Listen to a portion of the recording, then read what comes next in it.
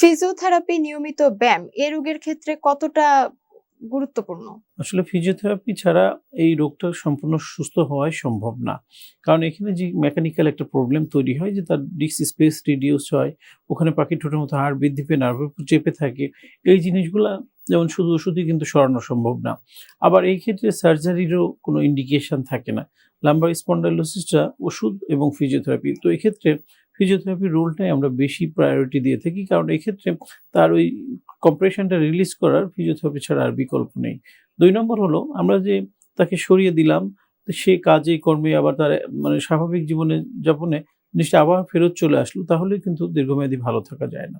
এজন্য তার যে মাংসপেশি লিগামেন্ট গুলা এই হাড়গুলাকে সঠিক জায়গায় ধরে রাখে, সেটাকে শক্তিশালী করার জন্য কিছু স্ট্রেংথেনিং এক্সারসাইজ আমরা করাই এবং কিছু এক্সারসাইজ তাকে হোমওয়ার্ক হিসেবে দিয়ে দিই।